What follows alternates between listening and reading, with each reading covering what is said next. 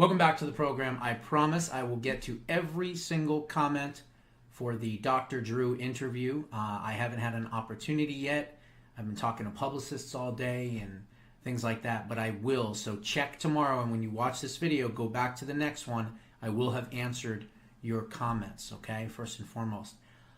Sadly, if you don't know, John is no longer with us. He was, I hate to say this word, but scheduled, I guess, to expire Monday. And so he is resting in peace and hopefully in a better spot. He was in a lot of pain, a lot of discomfort. His kidneys were failing. His heart was failing. The mechanical heart that he had put in was failing. And right to the end, just tough as nails, and was very brave, but actually told me over the phone. We had a private Zoom call on Sunday before with Marlene, and you know, he just let me know. He's like, I'm tired, I'm done, and I'm looking forward to Monday. So he's you know, he's resting in heaven right now, and may God rest his soul. He was a very big part of the show for a very long time, and so now I'm kind of doing some of the things, not all of the things, but some of the things. I actually edited the Dr. Drew Pinsky interview myself, so proud of that. And I've done a couple others. I did the Montel Williams one, and I've done some others. So here's where my skill set lies right now, okay? The Monday night show with Jeff Carriere, no problem. I understand how to do it. It's not that hard. You convert an MP3 to an MP4 and you add a picture, cut it, find the spot where the interview starts, boom. Haven't been able to figure out how to take the commercials out, so I do apologize for that, but maybe we'll get there soon enough. And then interviews. I know how to do interviews, so I can do an interview with anyone, and when that interview is done, it won't just sit there and just wait. I'll know how to put it together. I may not know how to do the promo and the guest intro yet, but I'm working on that. But I definitely know how to cut it and do all that. So I'm excited about that. What I don't know how to do is key out the green screen, put in the clips, put in the banners, the ads, the advertisements, all that stuff. And possibly Marlene is going to be working on that, learning how to do that, and will probably take over for John, perhaps maybe in January. We'll see how that goes. Tomorrow, or Thursday, because it's Thursday now and it's tomorrow right now, a buddy of mine is going to be coming in from Las Vegas to stay with me, and we are going to be going to Turning Point USA in Phoenix. So if anyone here is local and you want to see me and you've got tickets, I think you can get them the day of as well, then please come to Turning Point. I'll be there Friday and Saturday, both those days. But my buddy Evan Sayet, if you don't know who he is, you can look him up. But Evan's a really funny guy.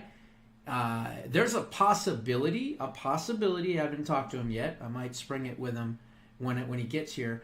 But Friday night, we might actually do Full Access Friday sitting next to each other together.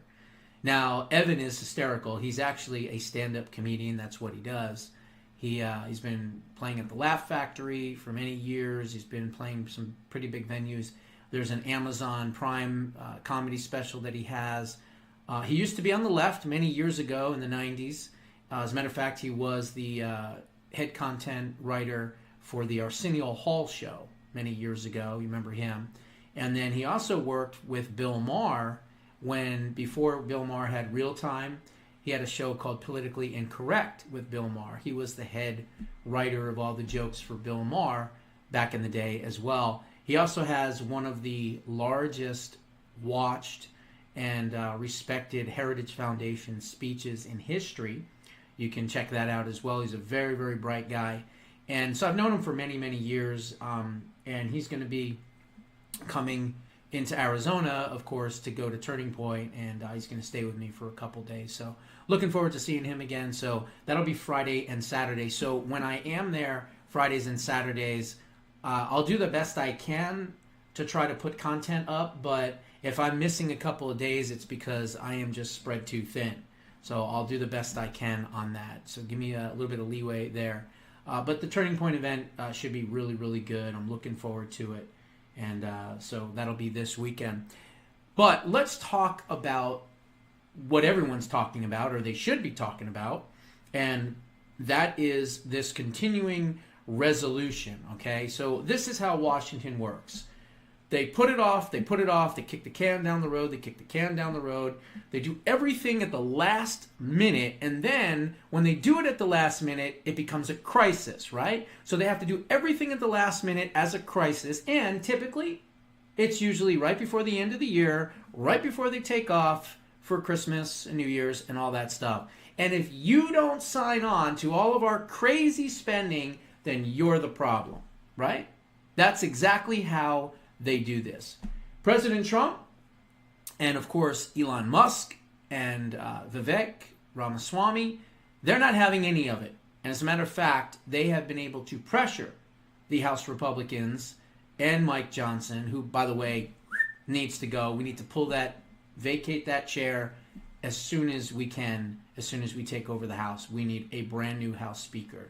So hopefully they're going to do that. But anyway, President Trump, J.D. Vance, Vivek, Elon Musk, they're all watching this thing like a hawk because they understand if this thing was to pass, which it won't, but if it was, guess what? It would have put them back out all the way to like June before they could cut any spending because it would have been at the end of the year cramming all this crap in. So a statement from President Donald J. Trump and Vice President-elect J.D. Vance.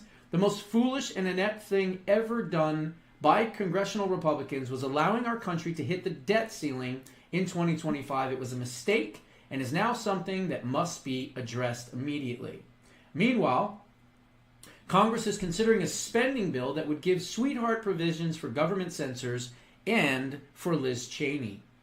The bill would make it easier to hide the records of these corrupt January 6th committee members, which accomplished absolutely nothing for the American people and hid security failures that happened on that day. This bill would also give Congress a pay increase while many Americans are still struggling even during this Christmas. Increasing the debt ceiling is not great, but we'd rather do it on Biden's watch. If Democrats won't cooperate on the debt ceiling, what makes anyone think that they would do it in June during our administration? Let's have this debate now, and we should pass a streamlined spending bill that doesn't give Chuck Schumer and the Democrats anything that they want. Republicans want to support our farmers, pay for disaster relief, and set our country up for success in 2025.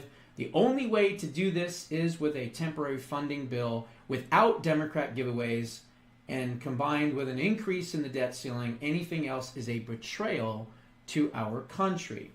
So this is what President Trump has said. Now, recently, there's been a lot of action. I'm going to get to it here. But it says from Donald Trump, if Republicans try to pass a clean continuing resolution without all the Democrat bells and whistles that will be so destructive to our country, all it will do after January 20th is bring this mess of the debt limit into the Trump administration. Rather than allowing it to take place in the Biden administration, any Republican that would be so stupid as to do this should and will be primaried. Everything should be done and fully negotiated prior to me taking office on January 20th, 2025. Then he updated, it sounds like the ridiculous and extraordinarily expensive continuing resolution is dying fast. But can anyone imagine passing it without either terminating or extending the debt ceiling guillotine coming up in June? Unless the Democrats terminate or substantially extend the debt ceiling now, I will fight till the end. This is a nasty trap set in place by the radical left Democrats that are looking to embarrass us in June when it comes up for another vote. The people that extended it from September, let's see here, from September 28th to June 1st should be ashamed of themselves. It was political malpractice. Also, the Communist Global Engagement Center, a project of crooked Hillary Clinton, should not in any way, shape, or form be extended, and the shielding of the very corrupt January 6th Unselect Committee of political losers and thugs would be suicidal for any Republican approving it. Likewise, this is not a good time for Congress to be asking for pay increases. Hopefully you'll be entitled to such an increase in the near future when we make America great again. So that was President Trump. Now, this was, in my opinion, the most tone-deaf, evil, sadistic, sinister, possible bill that you could ever imagine coming forward. After the shellacking that Democrats took in this election and the mandate that President Trump won, to think that they didn't learn a darn thing, literally nothing. But I'm going to let Jesse Waters, you know what he looks like, so you don't need to see him, but I'm going to let you listen to Jesse Waters, and he explains it and breaks it down, and my goodness, this bill is insane, and thankfully it's going down in flames. But listen to how crazy this is. Christmas is only a week away, and while you're out doing last-minute shopping, so's Congress. But here's the difference. You have a budget, Congress doesn't. And Congress just got caught trying to put $100 billion on our credit card. How long does $100 billion last? Probably all year, right? No, 2.5 months. And then they do it all again. Look at this. Look how many pages this is. It's 1,500 pages. They released it last night. We're supposed to read it and vote on it today. But no one read it, except us. Not true. Yes, maybe Jesse might have read it or had his people read it. Elon Musk and Vivek went through this thing together, okay? And they read the whole thing. And they skimmed through it, and they had other people reading it too, because 1,500 pages is a lot to read. But they went through it, and they went through it with assistance with Doge, and they pointed out some of the most horrific things that they tried to pass. They tried to write into law that no one's allowed to look at Congress's emails. So if I get a subpoena, you get a subpoena, we have to hand our emails over. But can you imagine that? They actually tried to pass something in this continuous resolution that says you can't look at our emails. We could be committing crimes of the century, which we are, of course, everywhere. We could be doing all kinds of things with underage boys and girls. We could be dealing drugs from our Senate offices. You can't know about it. Congress, if they get a subpoena, they don't have to. So if Trump wants to investigate the January 6th committee to find out what happened, you can't see the politicians' emails. If Nancy's texting Paulie P. about investment opportunities, no one's allowed to see it. Congress just tried to write a law that puts them above the law. I thought no one was above the law. Didn't they say that all last year? Congress is also funding a censorship program. They're giving money to the State Department to censor things that they don't like online. We're funding Congress to take away our free speech. And remember, vax mandates. They're back. So in this continuing resolution, there's secret censorship and mandates, vaccine mandates. These people have not learned a fucking thing, okay? And you want to know why we're so angry and pissed off and full of venom for these people and want to do things to them that we can't say because for obvious reasons? But this is the reasons why we are feeling this way. Congress is funding more vax mandates, you know, for the next pandemic. The section of the bill is called Pandemic Preparedness. Gain of function, you know, the risky experiments that flew out of Wuhan and killed 1 million of us. Congress is trying to fund gain of function research again. Because 1 million people that got killed wasn't enough, right? The gain of function where they were splicing these genes and viruses and transmitting these viruses into other viruses to create these fucking super viruses, that wasn't enough, right? That wasn't uncontained enough that it escaped the lab and went around the entire globe and killed 7 to 9 million people. No. That wasn't enough death for these psychopaths. No, they want to do it again. I'm sure not here in America. I'm sure we funded it to some other country like Ukraine or China, somewhere in Africa. Oh, no, 12 new biolabs that won't leak, they swear. $3 million to test the inspection of molasses. Not to test the molasses, to inspect the... I grew up always on the bigger side as a kid. Sorry about that. I was always slightly thicker. Didn't expect that. Have we been having trouble with bad molasses? Was there a molasses recall that I missed? Instead of inspecting the inspectors, why don't the first line of inspectors just do their job? $15 million to make recycling more accessible. It's not accessible now. Everywhere you look, there's a blue bin. When you throw something out, like 5 different little bins, and you're analyzing what goes in which one. Does this go in this bin? This recycling all goes to the same place anyway. Half the plastics in landfills. And $100 million goes to migrant farm workers. Well, Not American farm workers. Migrant farm workers. why don't the farms pay the migrants? Not sure. Gavin's vineyard needs us to pay his migrants to pick his grapes. He's not making enough money from wine. He needs a subsidy. Why are we paying for Gavin Newsom to get paid? He can't get paid without our help. Must not be very good wine. But I'm willing to test it if he sends me some. And this is a 5-year, $100 billion contract. Once this thing passes, Doge can't touch it. Oh, and they're... Now you know why Elon and Vivek were so pissed off at this and why they were able to cause enough, chaos and friction and, getting loud and everything else. And of course, President Trump joining because it would have destroyed their ability to do Doge. Because this, like he said, was 5 years. And so they did all these secret things to set up these booby traps against President Trump and the new administration. These people are evil. They don't give a shit about us. They certainly don't care about the results of an election. And it's really, really sick. Really sick. keeping Kamala's electric bus program. Kamala lost, but her earmark didn't. No one cares about electric buses, remember? Haven't you always wanted an electric bus charging station? Hell no.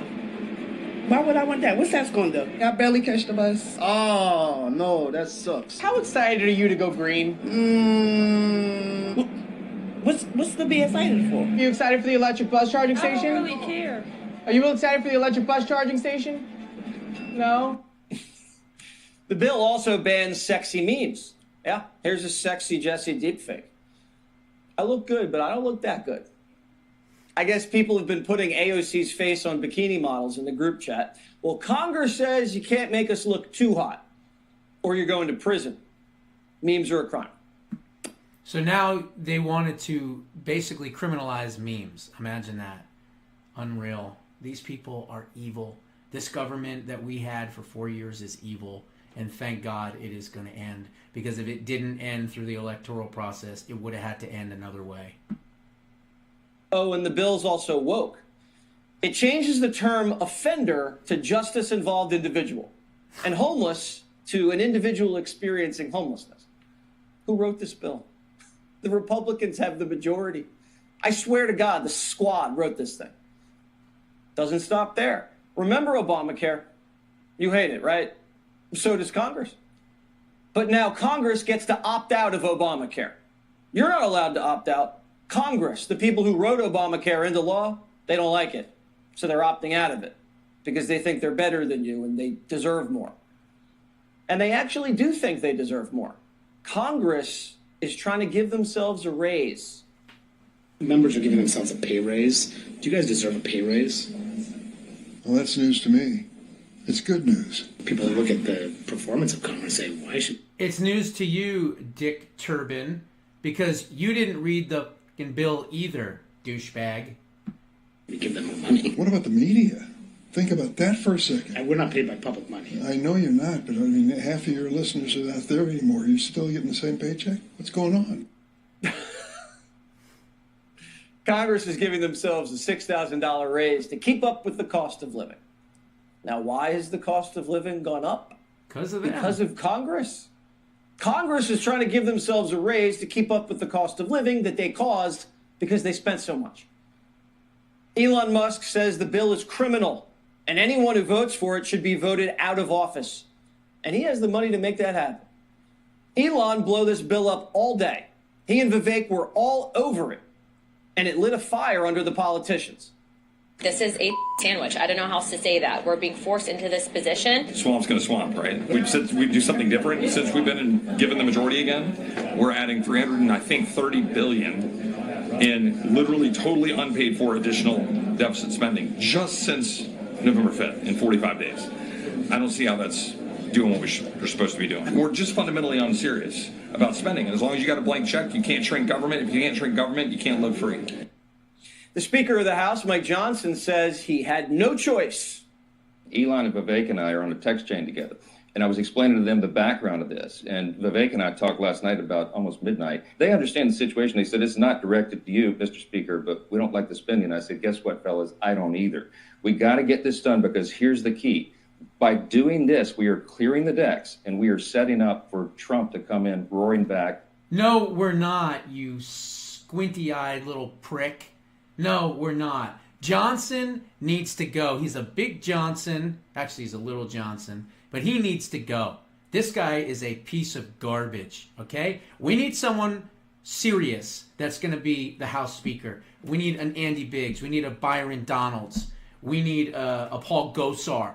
You know, we need somebody that's going to say, it's over. The old way of doing things in Washington are done, okay? We're not going to do it anymore. But instead, we have this little pissant that speaks nicely, but is full of it, and is really secretly a liberal. I mean, it's clear as day. This guy is not a Republican. He is a total liberal pissant, and he needs to go. With the America First agenda. Clearing the decks? What does that mean? I don't know what clearing the decks means. They keep saying this is going to stop, and every year they say, this is the last time we're going to do this. And then every year they do it again. And now people aren't too happy with Mike. Are you already not planning to vote for him? This solidifies it. Have any other of your colleagues said that they're not This is Thomas Massey. voting for Johnson? Any express? I've talked to a few, who don't seem like they're going to vote for him. I'll vote for somebody else. Does it have a strength to reform this institution that is broken? I am not sure, and I haven't seen that. I haven't seen structural reforms that he would do to change this institution. And this is not the way to govern. That's not what the American people elected us to do. So what are we going to do now? We're going to toss Johnson overboard like they did with McCarthy? Yes. Then what? Everyone they make speaker spends money. Do we have to bring back Newt? Trump put out a statement. If Republicans try to pass a clean, continuing resolution without all the Democrat bells and whistles... Okay, I went through all that already. I don't want to do the whole thing. But here's the bottom line. Another thing that was in this was $3 billion for a new Washington Redskins stadium. Okay? That's right. The NFL makes $20 billion, a year, if not way more than that, from all their advertising and television contracts and everything else, and their apparel and, everything that they do, not ticket sales, everything. And yet we would have to somehow pay $3 billion for them to have a new stadium? They're so damn woke they can't even call themselves the Redskins anymore? Get out of here, okay? But you know what? I really am very encouraged about one thing and one thing in particular. Doge is a great idea. It clearly is. Is it going to get done 100%? Not even close. Are they going to get some things done? Yeah, they probably will. But you know what Elon and Vivek, and really, honestly, Elon more than anyone else, or even Charlie Kirk for that matter, but really Elon because he's got the cash, he could become the House and the Senate enforcer. And you know what he should do? He ought to get every single member of the House and the Senate in a closed-door meeting. And he ought to get them in there and said, here's what we're going to do when we take over. Okay? We are going to cut spending. We are going to cut all of this excess waste in our government. We're going to eliminate people. We're going to eliminate agencies. We are going to do it all. We are now in control. And here I am telling all of you, House members and Senate members, you're going to do it the way Trump wants it done and I want it done. And if you don't, I am the world's richest man. Don't F with me. You will lose your career 100% because I have the money to bury your asses. So if you don't get in line with what we want, your career in Washington is fucking over. That's what he needs to do. He needs to go in there like Glenn Ross. You remember that real estate show many years ago? It was a movie. Who was in that? Alec Baldwin was in it. Al Pacino, a bunch of people. Anyway, it's about this real estate office, and they want these certain leads, right? And Jack Lemmon, yeah, he was an older actor. He's in it, and they're all sitting in this meeting, and Alec Baldwin comes in, and Jack Lemmon goes to get some coffee, and he goes, "Put down that fucking coffee. Coffee's for closers, you losers," and he's yelling and screaming. That's what Elon Musk needs to do. He needs to go in there and close the door, kick out the media, and say, we're not leaving. I don't care how long it takes. We're not leaving until every single one of you signs a pledge that you will go with President Trump's agenda no matter what. And if you don't, your careers are going to end. That's what Elon Musk can bring to the Trump administration. Never mind Doge and all the other things. Yes, that's great. That's wonderful.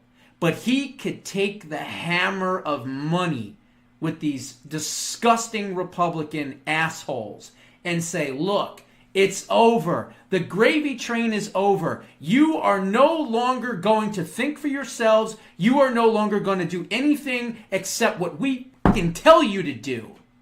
Because you're only in power because of us. You rode our coattails to victory. So don't you forget it. And if you need a reminder, that's what I'm here for. Elon Musk needs to do that with every single one of these RINO senators. I'm talking about a verbal bitch slap, okay? Without physically hitting them. I'm talking at a verbal bitch slap. He needs to sit Susan Collins down and Lisa Murkowski and go, look, you are going to sign on to every single piece of legislation that comes up in front of you in the Senate. If you don't, I will see to it personally that you will be out of Congress, you will be so broke, you will be so destitute that you will have to go to a dumpster for dinner, okay? That's what we're going to do to you because we're not going around anymore. New sheriff in town, new way of doing things. We've got a mandate, and damn it, we're going to implement it. And that's it.